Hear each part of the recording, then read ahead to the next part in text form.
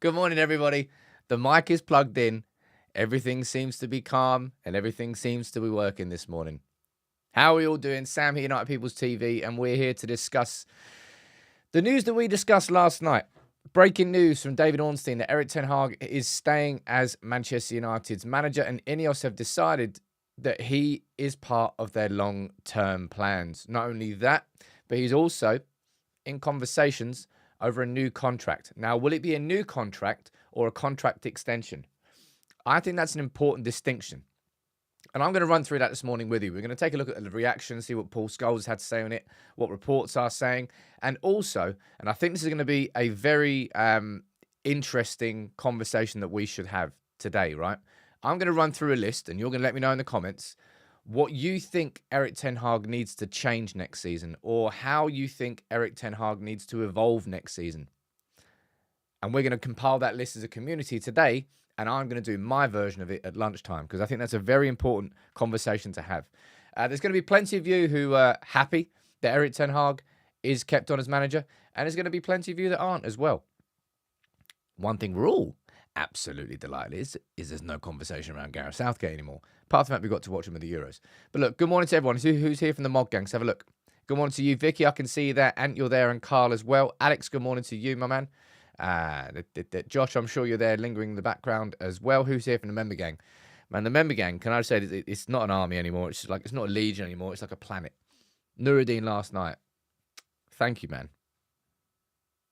Going to hopefully bring it on a new video editor. And that's exciting. You know full well, I always say that everything that you give to the community is reinvested back into it. And also, if you're a member, by the way, make sure you check out Discord, because we're doing a members-only sweepstakes for the Euros. And I'm also going to leave a message on the community tab for members only. So make sure you check that out. Speaking of members, good morning to Jonathan, Stuart, Lily, and Natasha. JC, good morning to you, dude. Michael Stone, we've got Colin Park, Graham, we've got G-Dub. And I can see down there, Teresa, thank you very much. And Sarab, Teresa's gifted 10 memberships and Sarab's gifted 5 memberships. And there's only one thing we can possibly do to kick off the show then, to start that. Good morning, good morning, good morning. Hello. It does feel like a good morning. It does feel like a good morning for me anyway. I've given my opinion so many times on Erik Ten Hag, and it's shifted in terms of how much I was supporting him, and I swung between the two, and I spoke about it all yesterday. It was after Coventry and Chelsea that I wobbled the most. But I think INEOS have made the right decision here. Okay? And we spoke about this last night in quite a lot of detail. So I don't think that we need to repeat the show this morning that we had last night, but we can have a conversation. You can keep firing your comments and questions in, because there might be plenty of you who are joining in now that weren't able to join in last night. But he's staying. After this, what was it? 3-week review? 2 and a bit week review, I suppose. INEOS decided Erik Ten Hag is the best option moving forward. I don't doubt for a second that INEOS were considering replacing Erik Ten Hag. And I think after the finish that we had, after the season we had last season in the Premier League, after everything we saw, I think it would have been foolish for them to just go after the FA Cup final and say, we're back in Erik Ten Hag straight away and we're not looking at options. I think contingency planning and looking at options is a perfectly reasonable thing to do in any vein of business, right? For a lot of people, for a lot of United fans, it felt like it went on a little bit too long, and that was part of the problem. Let me read some of your comments out down here, all right? Vic, you're saying, name another manager that could have achieved what Ten Hag has in the last few seasons with the team we've had. I mean, it's completely hypothetical. But if you're looking specifically at trophies, then a League Cup in his first season and an FA Cup in his second season, he's done well given the circumstances, but let's be honest, some of the circumstances in that second season were self-inflicted.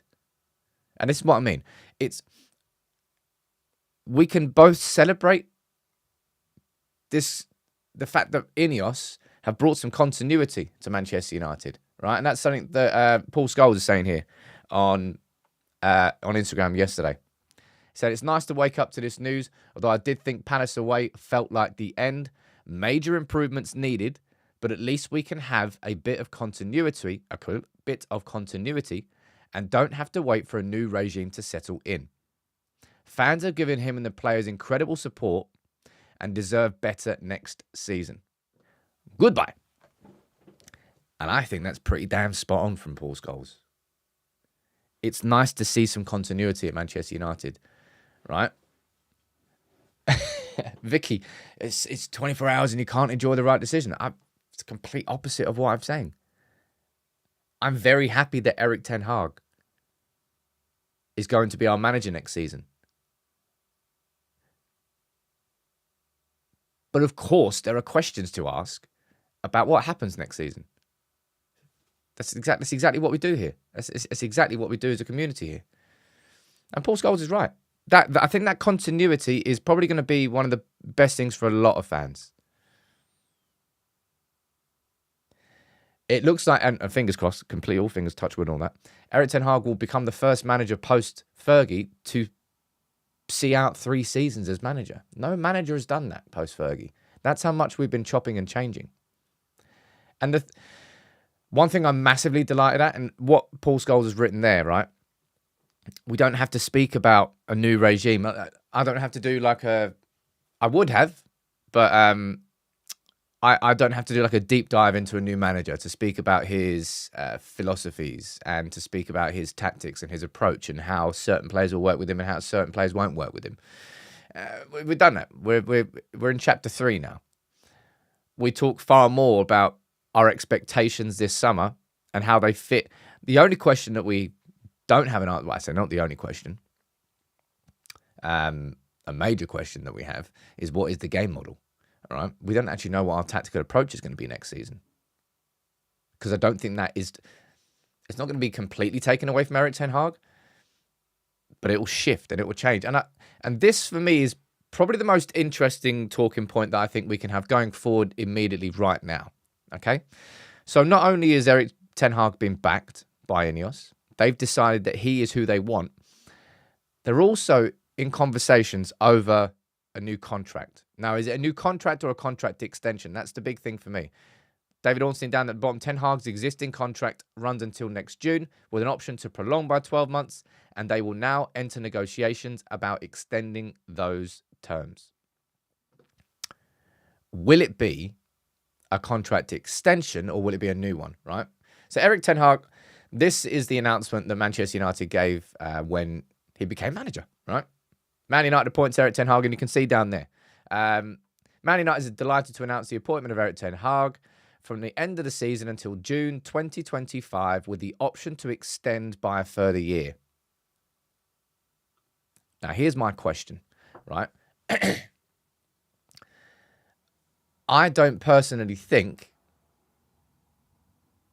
that INEOS will be extending the contract of Erik Ten Hag. I think they will give him a new contract. And the terms will change. Because you remember when Erik Ten Hag came in, and it's why that's on the wall there, right? All power to Erik Ten Hag. That's what we felt that's what was necessary. When Erik Ten Hag came into the environment at Manchester United, there was not one person anywhere that we could trust to take our football club forward.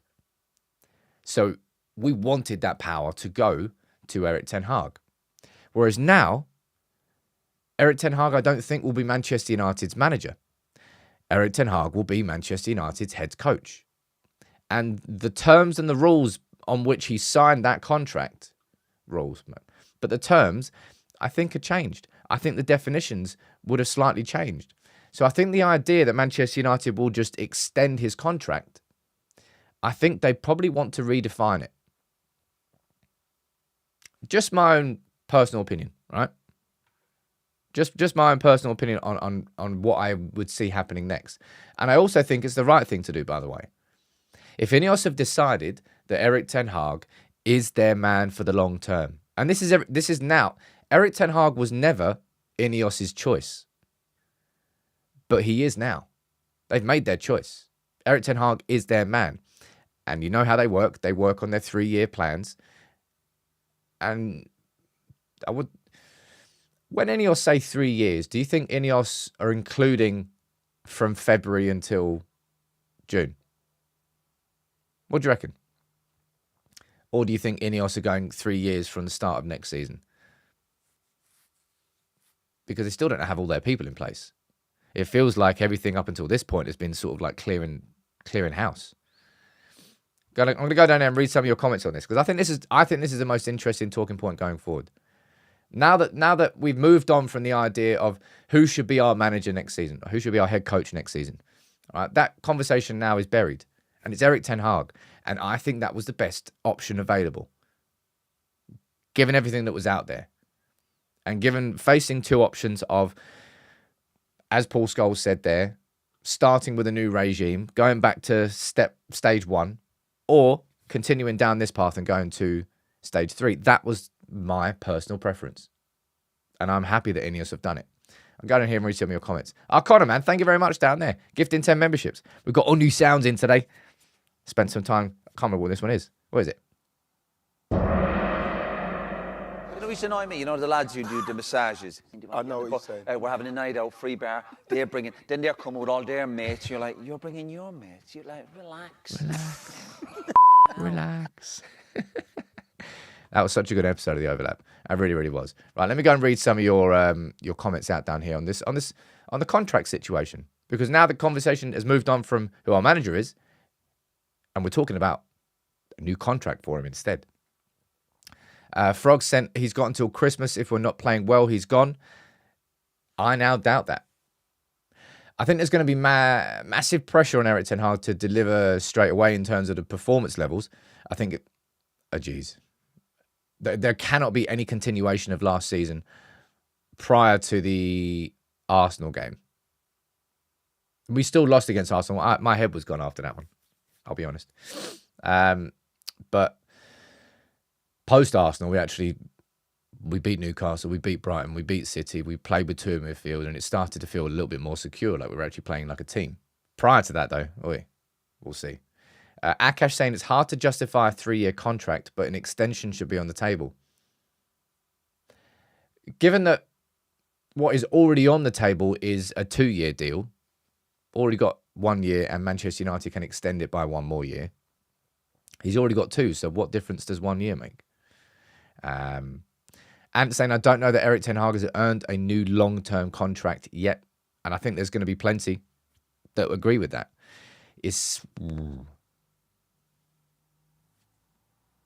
Predictions in the comments, right? Let's say Erik Ten Hag was to be given a new contract. When do you think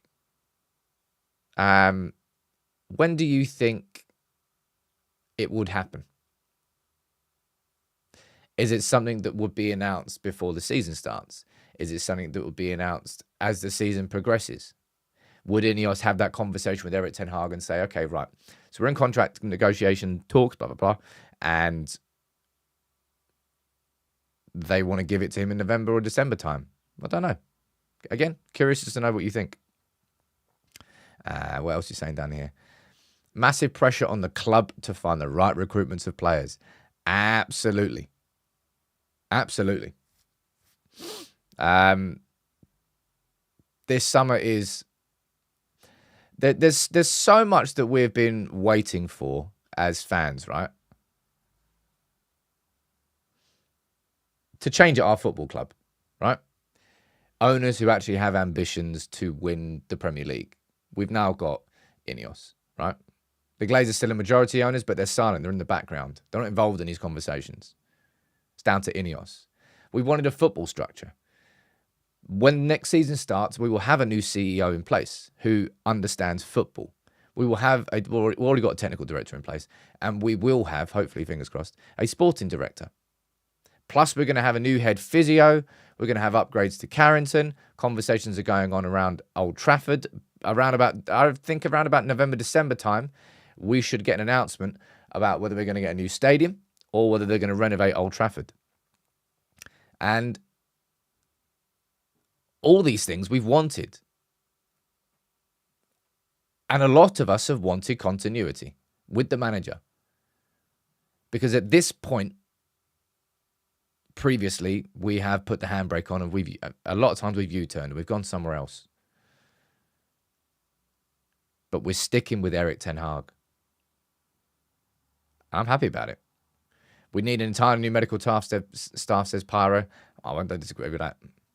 We've already got, well, I don't know what differences Gary O'Driscoll's made so far, but Robin Sadler was sacked as the head physio, and we've got, I think his second name might be Green.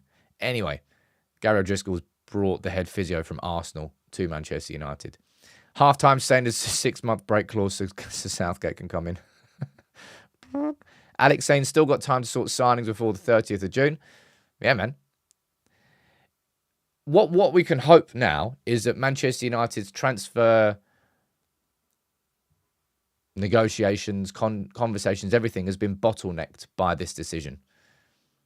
And now that it's been opened, the dam has been opened. It can start flooding out with transfer news and transfer activity, which we need. Jason saying, "Can't you do the goody good morning?" That should be my intro. Even if Casemiro leaves, that's not leaving. Lots of people, quite a few people, speaking about rivals and what they think. Like, who gives a toss about what rivals think? We have been the butt of the joke since Fergie went, right? 11 years, we have been the butt of the joke. The entire time that I have been running United People's TV, we've been the butt of the joke. And in our worst ever season in the Premier League, we still won the FA Cup. It's quite funny, really. But this summer, the success of this summer will determine how high our ambitions are allowed to be next season.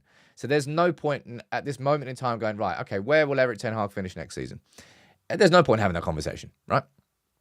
Because we have no idea. If we've got the current same squad and we go into next season, I wouldn't have much hope of finishing in the top 4. I mean, you've probably depending on injuries. All right, injuries played a massive part of it, but certainly not much higher than that. When it comes to this summer, boy, like Ross, you're speaking down there about United having a 35 mil budget. I did a video yesterday. You can check it out now because we can speak about transfers. I did a video yesterday and I was running through the concept that there's a budget of 50 million as a net spend, which means if United were, for example, to raise 150 million pounds through sales this summer, then we can spend 200. And that's 4 high-class signings. I think we need more than 4. You know, in a dream world, you wave your wand. United would, in my opinion, get 2 centre-backs, probably 2 central midfielders, a creative right winger, a striker, and a left back. So what's that? 1, 3, 5, 6, 7, which is not going to happen. It's never going to happen. So you have to prioritise and choose which ones that you need now and which ones you think you can probably wait for, and which ones you might be able to supplement from the academy. Because there's going to be some players coming through. Let's read quite a few of you in the comments down there. Vicky, I saw you mention it as well about the pre-season. I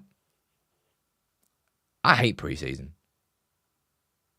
I mean, the players hate pre-season. Pre-season should be there simply to brush the dust off the holidays, get everyone back in the same mentality, and start preparing for the season fitness-wise. But because Manchester United is one of the top 5 clubs in the world, it's very commercially driven. And we're going back to, I don't even know I think we're playing 6 games in pre-season.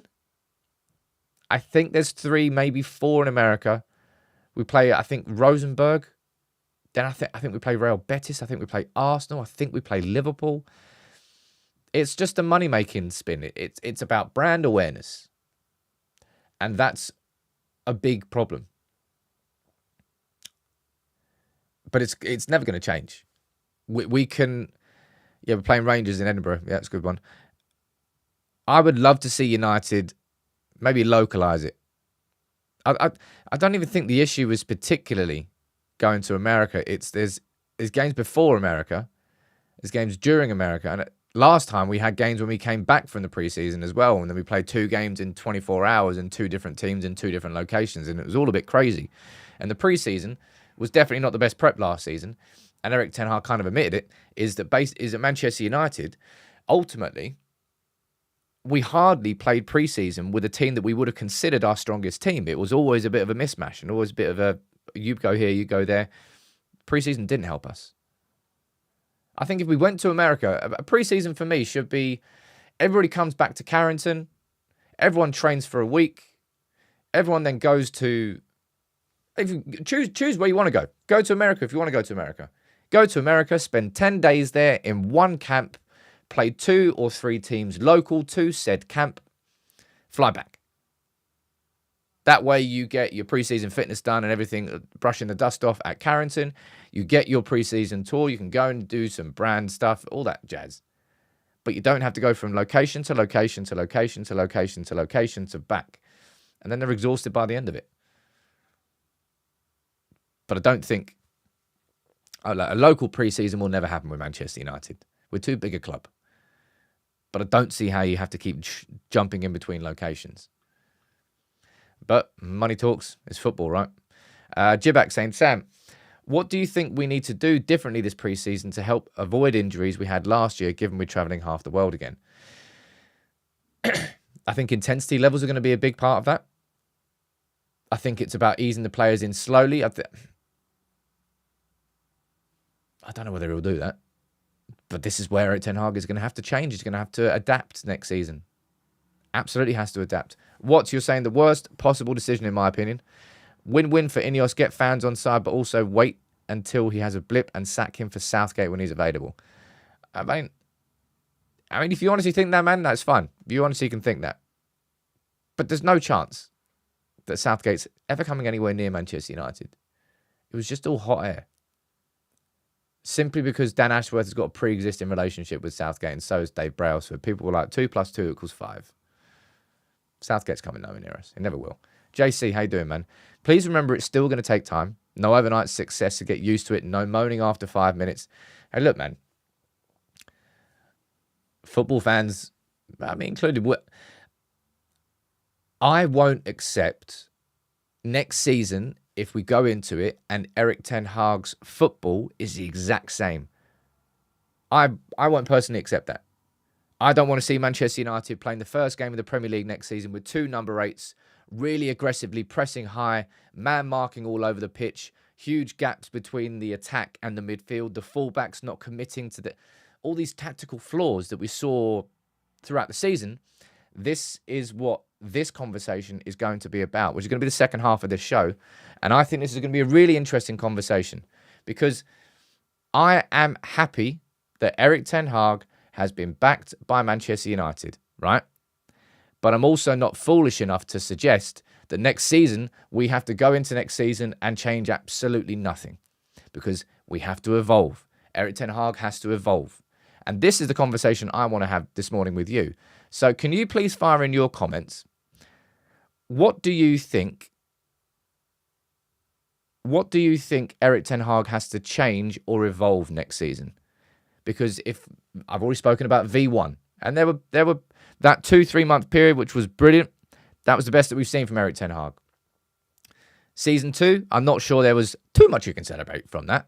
Got the FA Cup, but you can pick moments. What do you think needs to be, whether it's that you can see down there, tactics? I want to know what you think as a community, because this is a very interesting conversation. But I'm pausing this conversation quickly, because the main man himself has come here and dropped in what is known in the industry as a Man City. I can't believe I say this, man. You just gifted, Nuruddin's just gifted 115, like. I'm so glad that I've created a new 50 video for you this morning, Nuruddin. Here we go. Let's just enjoy this, as long as it works. But everybody, say thank you to the main man. But the season is not over yet. First, we travel to Brighton, where we go for 3 points, and then we go to Wembley.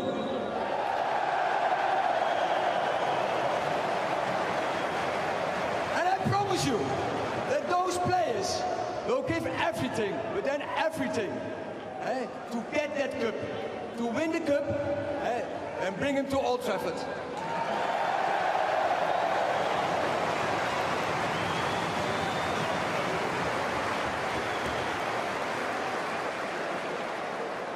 and we are sure you will be there supporting us.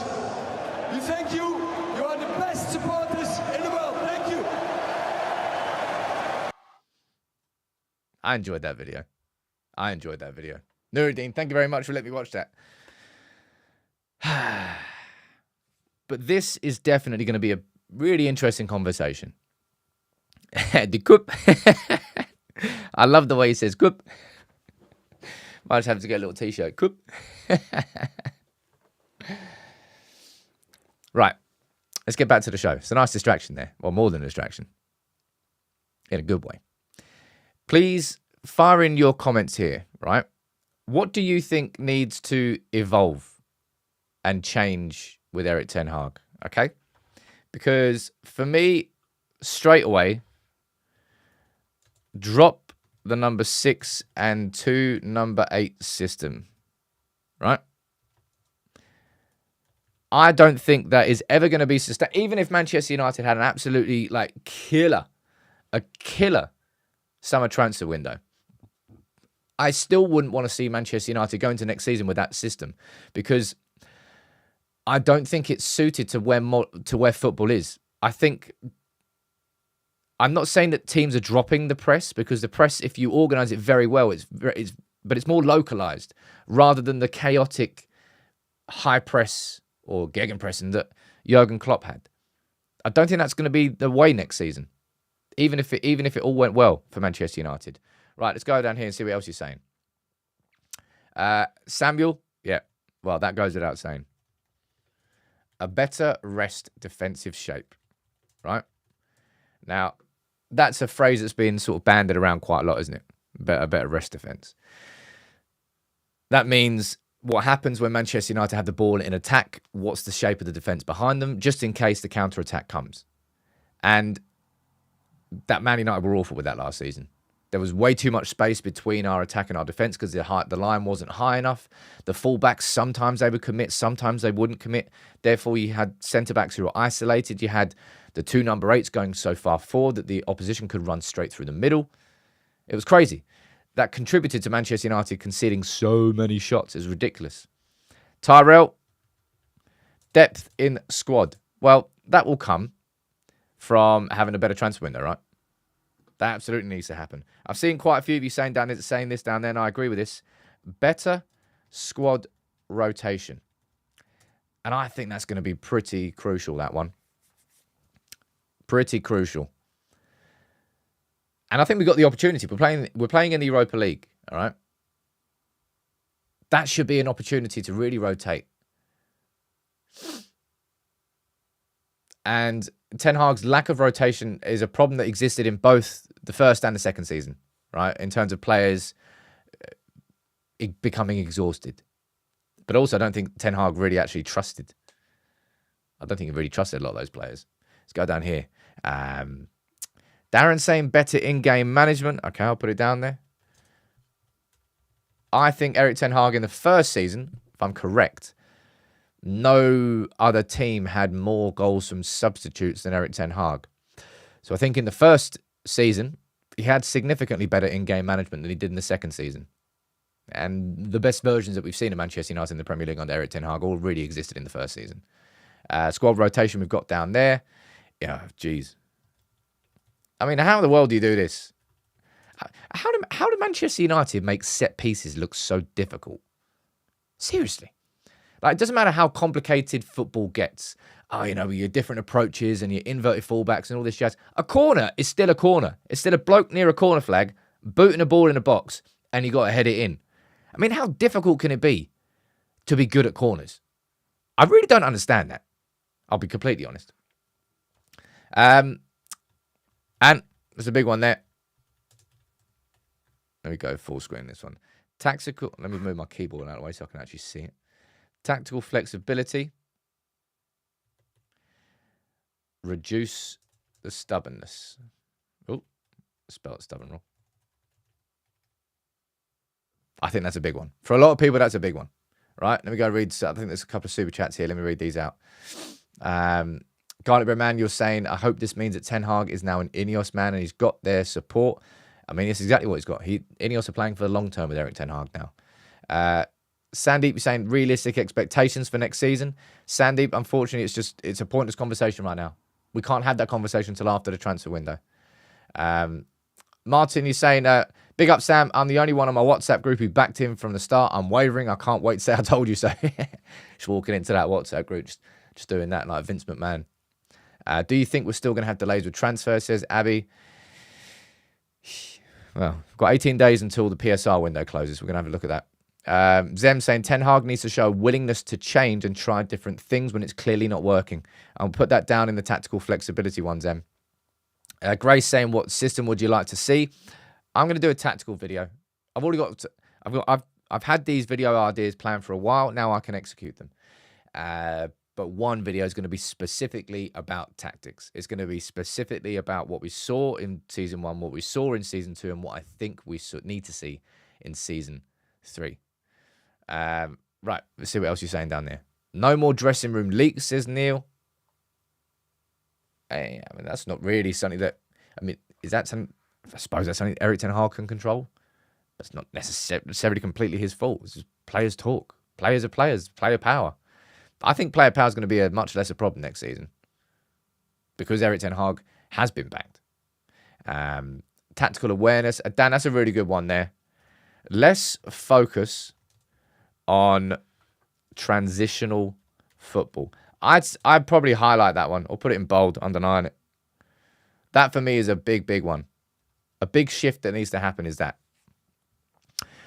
I've always said, I said last season, I maintain this, right? Counter-attacking football has its purpose.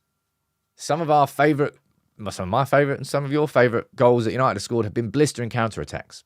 However, a counter-attack should be like the weapon you've got in your back pocket. When you need to use a counter-attack, boom, you slap your ace on the table and no one can stop it. And last season, that wasn't how Manchester United played. It's like, that was our ace on the table from the start of the game. If the transitional football didn't work, we didn't really know how to do it. Let's focus on transitional football. Return to controlling the game, right? It's exactly what it is there. Maradonaldinho. That's a really annoying name. But yeah, it should be a weapon that we have, but not our only weapon. It should be something that we can whip out and a team can't stop. But ultimately, we need to control the game of football. Yep, Ryan, that's a good one there. Learn to see out leads.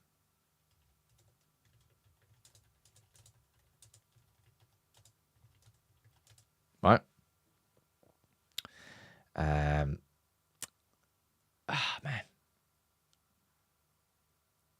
I'm really happy that Erik Ten Hag staying next season. I'm not sure I've mentioned that. I am. But we have got to improve next season. Right? And I think we will. Well, INEOS certainly think we will. Otherwise, they wouldn't have backed Erik Ten Hag. Right. So this is what we've got down on the list here. Got dropped the tactical shape that just didn't work this season. Better rest defensive shape. Improve the depth in the squad. Better squad rotation. Better in-game management.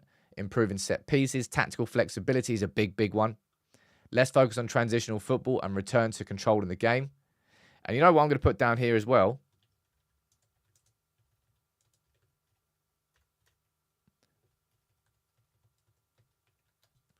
That is a big one, right? Manchester United last season. You know what Ralph Rangnick said a little bit. You can't be a little bit pregnant and you can't do a little bit of pressing. That's exactly what Man United did last season. There was always a weakness in the press. There was always somebody who didn't press. There was always a fullback who didn't join the press. Therefore, there was always a gap. There was always a space that a team could easily just play through.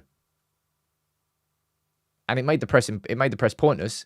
And also because we were man marking, we would then be pulled out of shape. So then if you looked at the average positions of Manchester United after a game, you go, I mean, what formation was that? Because everybody's man marking, they're getting dragged across the pitch. Right? That has to really change. Yeah, Neil, you're saying surprisingly controlled the game against City, and it's because we switched the shape up, didn't we? We did switch the shape up. JC, we did have a bet on Erik Ten Hag staying. What was it? I can't remember what it was. Was it 50 gifts? I can't remember what it was. 20 gifts? You have to let me know in the comments. What do I owe? Somebody said, oh, Sam, I'm pretty sure that you put a bet on saying that you would shave your head if Erik Ten Hag... No. All right? That's not what it was. Was it 20 gifts? Right? Man of my word. Man of my word. Was it 50 or was it 20? No, now right, I'll do 20 now. And then I'll go back. I'll look through my receipts. Was it 50? Balls, I've done 20 now. Right. I've got another 30 that I owe across the course of this week. We'll save them, all right? Won't just give it to everybody. But Des, you've got one there as well. There's no shaved heads going on here, all right, ladies and gents. So can't be boots, all right? But Erik Ten Hag's staying.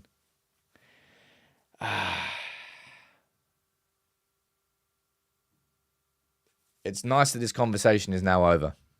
I think there was kind of an exhaustion among fans waiting for it.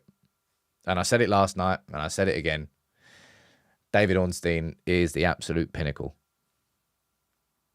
The absolute pinnacle. He is the number one, and it's not even close anymore. When he speaks, it's done, right? When he speaks, it's done. Andrew's saying, so happy it's resolved, excited for the future. I'm excited for the future, man. I'm excited to see what comes next. Erik Ten Hag, when he was at Ajax, and the best version of Erik Ten Hag, and the reason that we got Erik Ten Hag in was an Erik Ten Hag that worked in a football structure. Will that make all the difference? No. I don't think it will in isolation. Will it make a difference? You're damn right it will. The modern version of Manchester United has never had this football structure. No manager has ever had that sort of support network. And at the biggest club in the world. We've had a manager who's had to sink or swim on their own against a set of owners who don't actually want to win anything. And it's been that juxtaposition. Harry, I know that he played 2 number 8s at Ajax, but the Eredivisie is a very different league to the Premier League. Simply put, I understand why Erik Ten Hag went for that 2 number 8 system. Because it was extremely proactive. But it was overzealous. I'd argue it was partly naive. It was confident to the point where the confidence shouldn't have been there. And it didn't work. And he stuck to it all season. And it didn't work. Shave your head if we win the Premier League. I like my hair. I'm a bad bald.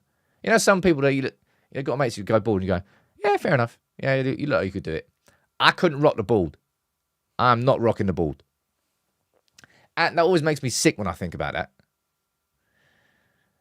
Imagine what would have happened in the last 10 years if because spending the money has never been a problem for us, right? We spent $1 billion on transfers.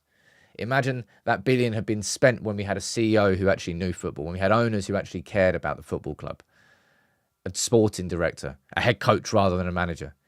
Man, we would not have been in this position. But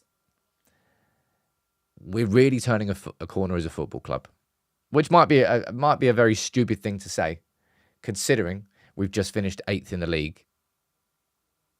But it feels like we started to turn a corner when INEOS came in, and bit by bit, slowly, we've been shifting towards a certain direction. And now that Erik Ten Hag has been chosen, we know what's coming next. I'm excited for it, man. This is a different playbook now. That's the thing.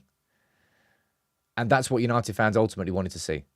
Because we'd seen the repeat cycle under from Moyes to Van Gaal to Mourinho to Solskjaer to Rangnick. We'd seen the repeated plays, the repeated patterns, players falling out. Is it the player? Is it the manager? That continuity that Paul Scholes is speaking about is something that we finally have. Will it be the right decision? That's something that only time will tell. Because there is a chance that it's the wrong decision. And that's not me being negative. That's just me accepting what I saw last season and how change has to happen. But I back Erik Ten Hag to improve. There's no way that we're going to play like we did last season. No way. And that game against City in the FA Cup final wasn't just a smash and grab win. That was Erik Ten Hag setting that team up specifically to play a certain way to stop Man City have central progression. And all the players knew exactly what they were doing. They stayed tight as a unit. And Man City, the greatest team in the world, couldn't do a thing. So it wasn't just beating City, it was humbling City, really. And I hope that's a little bit of an inkling of what we've got coming next season. Because if you focus on that, that'd be great. Right, let's read some more of your comments out down here. I've really enjoyed this show. And I enjoy the fact that we can now move this conversation forward because it felt like we were all stuck in the mud a little bit. Jordan, I'm not shaving my head. All right, get over it. Devil by Road saying, what's your realistic window and who? For me, 2 centre-backs, a striker, a winger, a left-back, and a central defensive midfielder are a must. That's 2, 3, 4, 5. You want 6 signings. Good luck. I think 2 centre-backs, a centre mid, and a striker. I think I would consider that a good window. And anything on top of that, I would consider a bonus. The 3 main targets, we know what they are. Centre-back, central midfielder, striker. Those are the 3 priorities. Anything else on that is going to be supplementary. I think we need 2 centre-backs. Varane's gone. Johnny Evans is in talk for a 1-year extension, but I think Johnny Evans should be moving in to replace Tom Huddleston next season, if I'm being completely honest. Being that over-21s player, coaching, moving in. Helen, his wife, works Manchester United. He wants to stay at Manchester United. I think we need 2 centre-backs. I think we need someone like Todibo, I think should be the guarantee. And, well, you can talk about all the rest. Branthwaite, I think, might cost too much. Lenny Yoro, I think, might cost too much. But there are a lot of other centre-backs available in the market. This is really a very good market this summer for centre-backs, if United do their job properly. Abby, you're saying, my unpopular opinion, I think the 2 number 8s, man-to-man high press can work this season if we get defenders who don't fall back when we lose the ball. There's no doubt that will make it better. But I also think it's just my opinion on how football has changed. I think that, if you want to call it heavy method approach that worked for Klopp, I think football's become, and you can look at the evolution of Man City. Man, they've got a team of Space Jam villains now, man. They've got Haaland, they've got Rodri, they've got loads of, I can't remember who else in that team is massive. The whole team is huge. Not the whole team. You still got your diminutive players like Foden and maybe Grealish. Well, Grealish got big calves anyway. My point here is that I think football has moved on from the really aggressive high press system. I think the mid-press suits it far more. And also suits the transitional system far more. Because if you win the mid-press, I don't know. I might be wrong. But if you want to go back to Ralph Rangnick and that system, I believe it was you had to win the ball back within 9 seconds. I think that's what it was when he lost the ball. And that was where we thought we were going. I think the football's moving on. And I think tactically, Ten Hag has to evolve. Absolutely has to evolve. Let's read some more of your comments down here. Paul, you're saying, I think we will get 5 in and 5 out this summer. That would be amazing if we got 5 in, but more than 5 have to leave. More than 5 have to leave. Absolutely more than 5. Alan, man, how you doing? Gifting 10 memberships as well. Jeez. Alan Noonan. It's a top tier name, that is. What do you reckon, Casemiro? Good morning.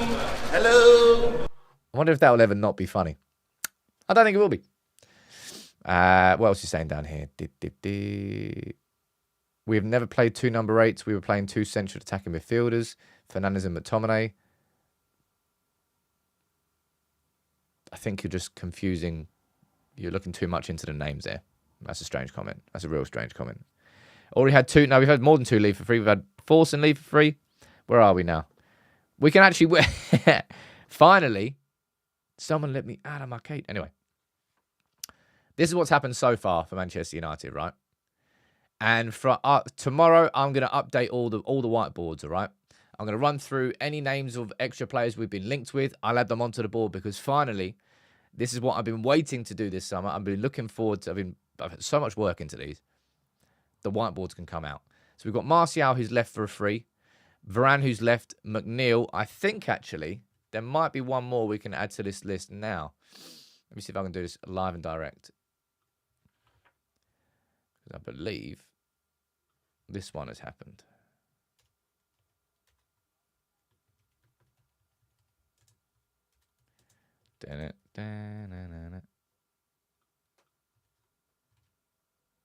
Brandon Williams. So that's 5 players who've left on a free. Fernandes has joined Benfica. I still think we need so many more on that, man. We need Sancho on there. We need Greenwood on there. We need Casemiro on there. Right? They're the 3 that we need. Then on top of that, I think Manchester United should be selling Lindelof. I think we should be selling Eriksen and should be signing players or bringing in youth team players to have those minutes, right? Donny van der Beek, Hannibal, Pellistri. The list is quite long. And I think so many more have to go on this list. That money in the bottom right-hand corner, that has to be 150 mil this summer. That has to be 150 mil this summer. For this summer to be as good as it is. Now, lots of you in the comments are saying about this player there, this player there. I'm going to update the boards tomorrow. I can't do it live whilst we're here. Although I just did that one. Someone's saying, why is the net spend negative? Have I shown that wrong? Yeah, it should be plus. Should be plus. I think. No, net spend, because we haven't... No, I'm right. We haven't spent anything. The net spend is minus 5.1 because we've made 5.1 mil by selling Fernandes. So currently our net spend is actually in profit, hence why the minus works. I'm correct. I was correct. It's really hard to update these boards and have conversations with you and read all the comments. But to wrap up the show, it's done. It is finally done, right? Erik Ten Hag is going to be our manager next season. And not only that, but Erik Ten Hag is in conversations over a contract extension. I don't know whether that's going to be an extension or whether that's going to be a new contract. My instinct would be that INEOS would want to redefine the terms because that's what Erik Ten Hag was when he came in. All power to Erik Ten Hag. He wanted control because he couldn't trust anybody in the club anymore. Times have changed. The structure of Manchester United has changed. So I think the contract would have to change. I think it should be a new contract rather than an extension, but we'll see. Vicky, last night, because I was coughing quite a lot, pardon me, I was muting the microphone, but I think for some reason, every time when I was pressing mute, the software crashed. And unfortunately, and this is the thing I've got to try and fix, I restarted the software and the microphone was working, but it wasn't being picked up in my software here. And I couldn't restart it. And if I close the software, it ends the stream. There's no way of me restarting the software and the stream continuing to run. Very annoying. I need to see if I can figure that out. Because that would have... it was not very funny, Steve. I was losing my mind. Technology. Anyway, I really enjoyed that show. I'm going to crack on with what I think is going to be a very big and important video. And that's going to be my version of this, right? Members, make sure you check out the Discord, the members-only chat, and also check out the members-only community tab. If you go on the channel, then click community. There's going to be instructions there. Instructions, we're doing a Euro sweepstakes. Everyone puts in a tenner. The winner gets 240. That's all the money. I'm gonna throw in an extra £100 as a prize. We're gonna do like a wooden spoon for whoever goes out first, and we're gonna be doing the golden boot as well. I think I might do that. All right. Neil, if you're asking for any tips on how to connect your YouTube with Discord, there should be a little instruction video that you see at the start when you join Discord. If not, one of the mods will be able to help you. But thank you, everybody, for tuning in. At least that show worked. At least the microphone still worked. And we can now start having conversations about planning for next season. There's no more conversation around who our manager is going to be. It's around how our manager needs to adapt, evolve, and change for Manchester United to improve next season. And that's the conversation I wanted to be having. And it's a conversation we are having. Big up to all of you. Nuruddin, thank you so much for gifting memberships as well. I gifted 20 down there. I'll give some more tomorrow. I'm going to be in a good mood this week. Who else gifted? Let's have a quick look. I think, Alan, did you give 10 memberships as well? I think you did. Down there, somebody gifted some. Sarah, you gifted some at the start of the show. And Teresa as well. Thank you to everybody. Have a fantastic day. And you'll see me at lunchtime. I think you'll enjoy the lunchtime video.